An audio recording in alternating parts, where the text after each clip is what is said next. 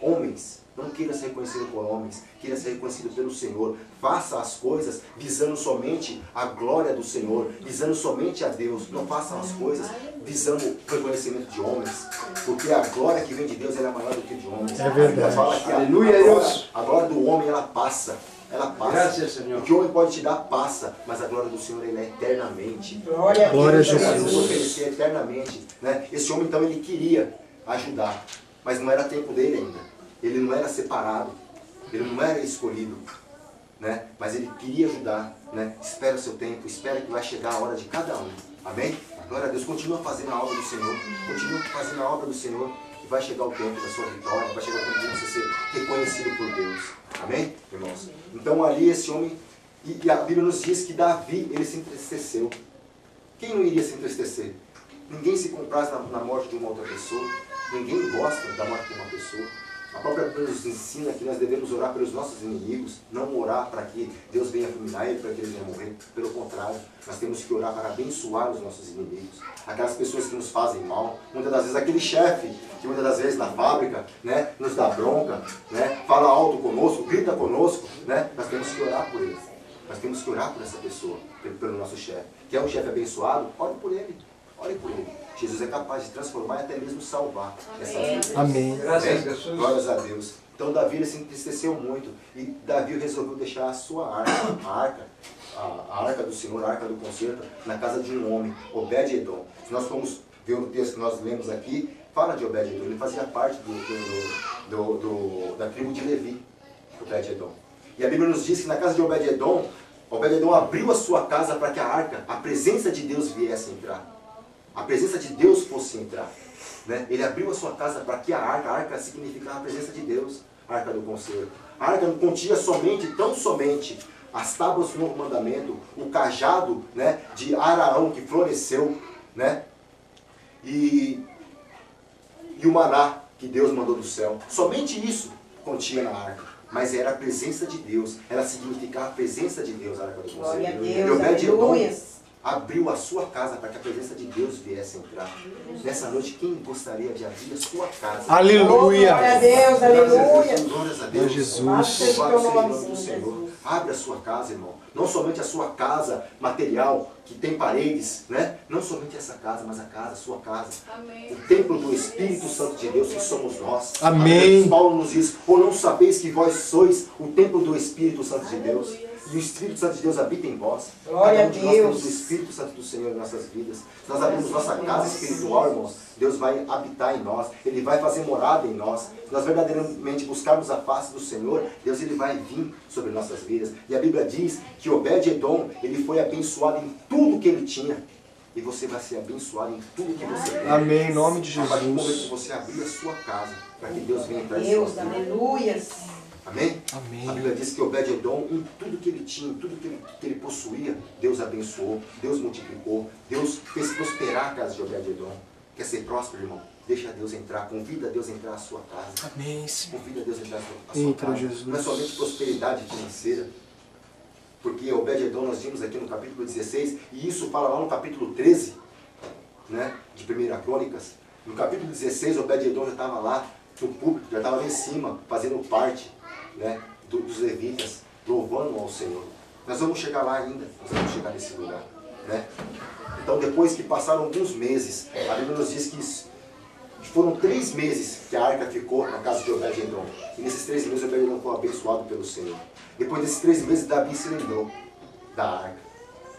Como posso eu, Davi falou, edificar uma casa para mim e me esquecer da arca do Senhor do meu Deus? Davi então manda buscar a arca de Deus para trazer até Jerusalém. Aí acontece isso que nós lemos aqui. Aqui no versículo 7 fala assim: então naquele mesmo dia entregou Davi em primeiro lugar o salmo seguinte, para louvarem ao Senhor, pelo ministério de Asaf e de seus irmãos. E esse louvor, esse salmo que fala aqui, irmãos, o salmo seguinte que fala aqui, é tão somente o salmo 105, de 1 a 15, salmo 96, de 1 a 13, salmo 106, de 1 a 41, 47 e 48. São esses salmos que Davi compôs, esses salmos que Davi fez para adorar o Senhor, para adorar a Deus. ser um verdadeiro adorador, irmãos. A Bíblia fala que Davi, ele sabia adorar a Deus. A Bíblia fala que Davi era um homem segundo o coração de Deus. Porque Davi, ele sabia reconhecer quando ele estava errado, quando ele pecava. Quando ele fazia essas coisas que não agradavam a Deus, ele sabia reconhecer. Isso é ser um verdadeiro adorador. O verdadeiro adorador não é quando nós viemos a este lugar, na casa de Deus, né? Quando nós levantamos nossas mãos aos céus, nós fechamos, nós cerramos nossos olhos e louvamos a Deus. Isso também é adorar a Deus. Isso também é ser um verdadeiro adorador. Mas o verdadeiro adorador é quando se reconhece a sua falha, o seu pecado, e você se arrepende daquilo que você fez, de todos os seus pecados. Isso é ser um verdadeiro adorador. A Bíblia nos diz que Deus, ele procura homens e mulheres, pessoas que o adorem em espírito e em verdade. Isso é adorar em espírito e em verdade. Quando nós nos arrependemos das coisas que nós fizemos. Amém? Quando nós nos arrependemos das coisas que nós fizemos. Davi, então, ele traz a arca. Davi, então, ele traz a arca a Jerusalém. E ao momento que a arca vai entrando pelas portas de Jerusalém, Davi, ele em espírito, ele está dançando. E a Bíblia nos diz que Davi, ele arrancou as suas vestes. Quando se fala em arrancar as suas vestes, ele não ficou nu. Ele não ficou operado, mas assim, sem nada. Mas ele ficou com uma túnica, que naquela época era a sua roupa íntima. Ele arrancou as suas vestes e ali ele dançava perante o Senhor.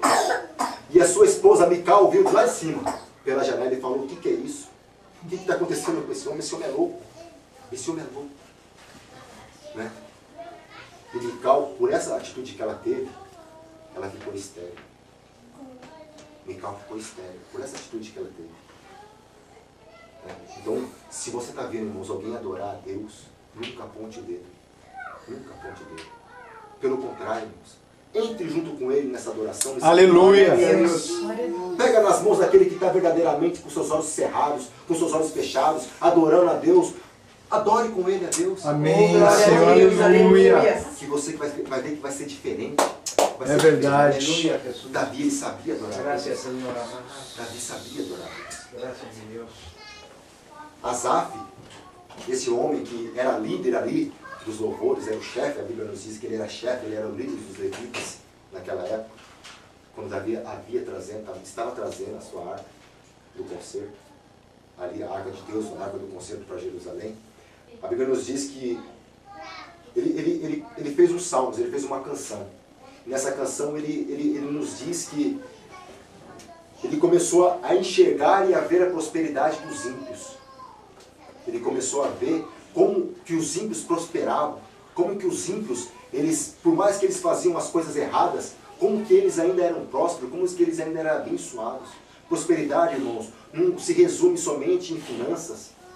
Prosperidade não se resume somente na área financeira, dinheiro, não. Prosperidade se resume numa vida abençoada.